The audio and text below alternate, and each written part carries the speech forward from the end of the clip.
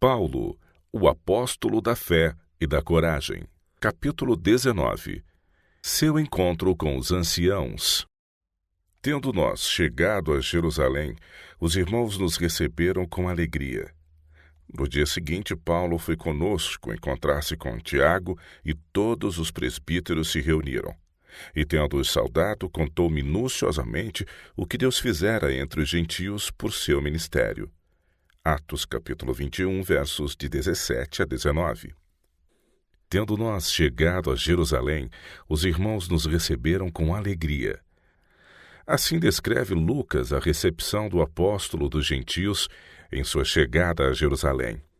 Embora Paulo encontrasse por toda parte preconceito, inveja e ciúme, também encontrou corações que estavam prontos a receber as boas novas que ele trazia, e que o amavam por amor de Cristo e da verdade. Contudo, animadora como tinha sido a amável saudação que recebeu, isto não podia remover sua ansiedade quanto à atitude da igreja de Jerusalém para com ele e sua obra. Seus verdadeiros sentimentos seriam mais plenamente vistos no encontro com os anciãos da igreja a ocorrer no dia seguinte. Paulo desejava estar totalmente unido a esses líderes. Havia feito tudo o que estava ao seu alcance para remover o preconceito e a desconfiança tão injustamente surgidos por ele apresentar o evangelho aos gentios sem as restrições da lei cerimonial. Ele, porém, temia que seus esforços fossem em vão e que mesmo as ofertas liberais das quais era portador não conseguiriam abrandar o coração dos irmãos judeus. Sabia que os homens com quem iria encontrar-se eram pessoas de grande firmeza e decisão, e aguardava com considerável apreensão este encontro com eles. Entretanto, ele não podia evitar o confronto, por mais probante que fosse. Ele tinha vindo a Jerusalém com nenhum outro propósito senão de remover as barreiras de preconceito e má compreensão que os havia separado e que tão grandemente obstruíra suas atividades. No dia seguinte à chegada de Paulo, os anciãos da igreja, com Tiago à frente, se reuniram para recebê-lo e aos seus companheiros de viagem, como mensageiros das igrejas gentílicas. O primeiro ato de Paulo foi apresentar as ofertas das quais ele fora encarregado. Ele tinha sido cuidadoso em guardar-se contra o menor motivo para suspeita na administração do seu encargo, fazendo com que delegados fossem eleitos pelas várias igrejas para acompanhá-lo como guardadores dos fundos arrecadados. Esses irmãos foram agora chamados para a frente e, um por um, depositaram aos pés de Tiago as ofertas que as igrejas gentílicas haviam dado liberalmente, embora muitas vezes da sua mais profunda pobreza. Ali estava uma prova tangível do amor e simpatia sentidos por esses novos discípulos para com a igreja-mãe, e seu desejo de estar em harmonia com seus irmãos judeus. Estava ali também a evidência de que Paulo tinha cumprido fielmente a promessa feita, quando anos antes, no concílio, ele fora recomendado a se lembrar dos pobres. Essas contribuições tinham custado ao apóstolo muito tempo, ansiedade e cansativo trabalho. Ultrapassavam em muito as expectativas dos anciãos judeus, e se poderia esperar que despertassem calorosas expressões de gratidão e apreciação. Mas os temores de Paulo quanto à maneira como a oferta seria recebida se concretizaram. Ele podia achar conforto apenas na consciência de que havia cumprido o seu dever, e por ter animado em seus conversos um espírito de generosidade e amor.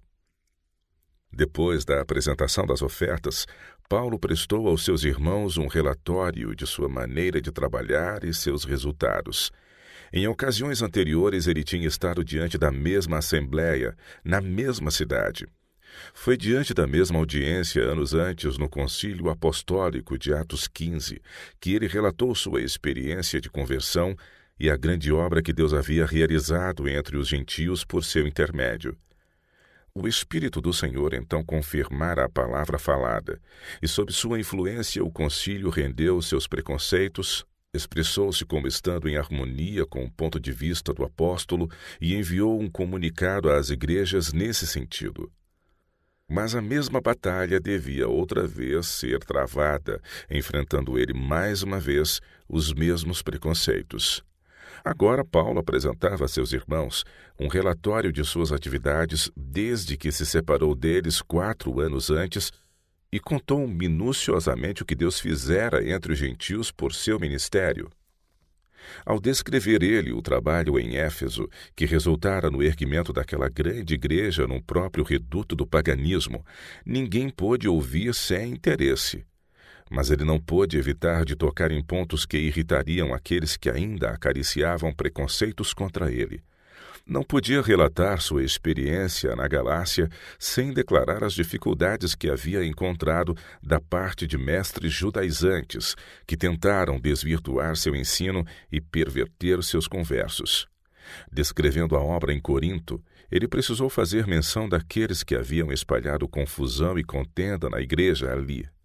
Relatou tudo, porém com grande gentileza e cortesia, evitando com cuidado qualquer coisa que ferisse desnecessariamente seus irmãos e demorando-se especialmente nos itens sobre os quais todos podiam estar de acordo. O esforço não foi sem bons resultados. O Espírito de Deus impressionou a mente e o coração dos que ouviam. As novas do progresso do Evangelho, a evidência de que o poder de Deus estava cooperando com os esforços do apóstolo, abrandaram-lhes os sentimentos em relação a Paulo e os convenceram de que seu preconceito contra ele era infundado, e eles glorificaram a Deus pelas maravilhas de sua graça. Ao final do discurso de Paulo, os irmãos uniram-se em um momento de solene louvor e o amém expressivo de sua cordial sanção à obra de Paulo foi avolumado por muitas vozes.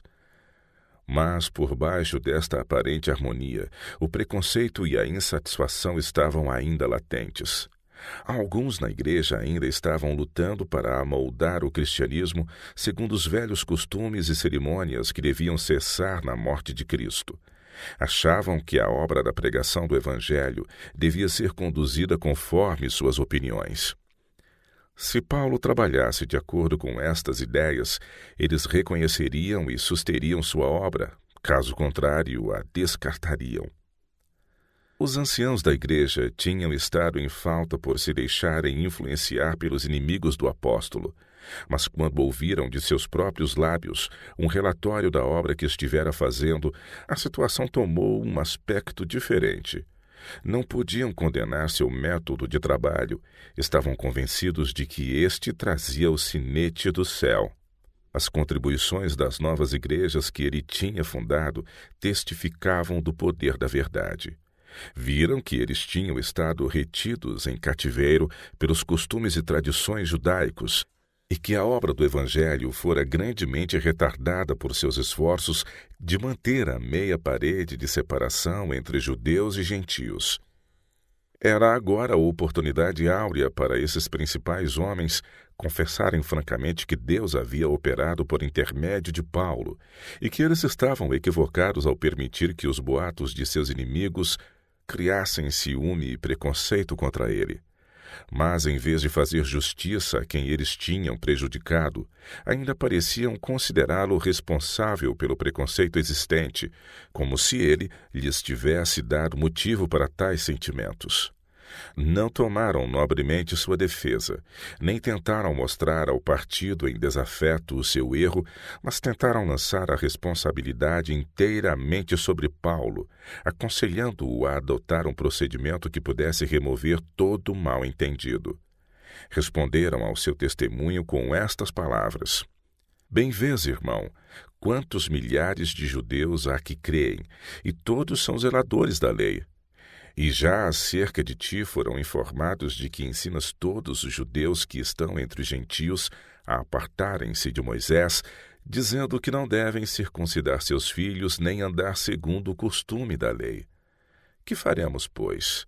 Em todo caso, é necessário que a multidão se ajunte, porque terão ouvido que já és vindo. Faze, pois, isto que te dizemos. Temos 4 varões que fizeram voto.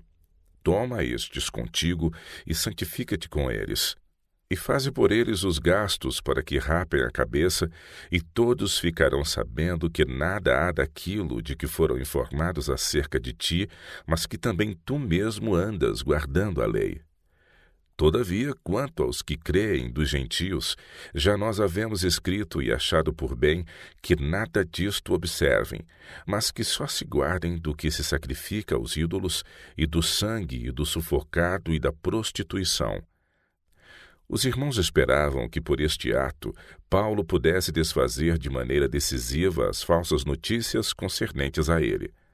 Mas, conquanto Tiago assegurasse a Paulo que a decisão do concílio anterior, em Atos 15, no tocante aos conversos gentios e à lei cerimonial, ainda vigorava, o conselho dado não estava de acordo com aquela decisão que fora sancionada também pelo Espírito Santo.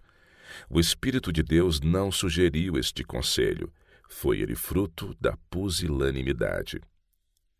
Os próprios discípulos ainda acariciavam uma certa consideração pela lei cerimonial e estavam muito dispostos a fazer concessões, esperando com isto ganhar a confiança de seus compatriotas, remover seu preconceito e ganhá-los para a fé em Cristo como o Redentor do mundo.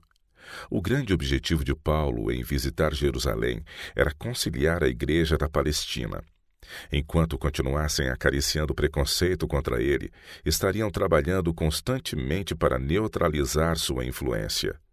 Ele achava que se pudesse, por alguma concessão ilícita de sua parte, ganhá-los para a verdade, removeria um obstáculo muito grande ao sucesso do Evangelho em outros lugares. Mas ele não estava autorizado por Deus a conceder tanto quanto pediam. Esta concessão não estava em harmonia com seus ensinos, nem com a firme integridade de seu caráter. Seus conselheiros não eram infalíveis. Conquanto alguns desses homens escrevessem sob a inspiração do Espírito de Deus, quando não estavam sob sua influência direta, estavam sujeitos a erros. Devemos lembrar-nos de que, em uma ocasião, Paulo resistiu a Pedro na cara porque este estava agindo com duplicidade.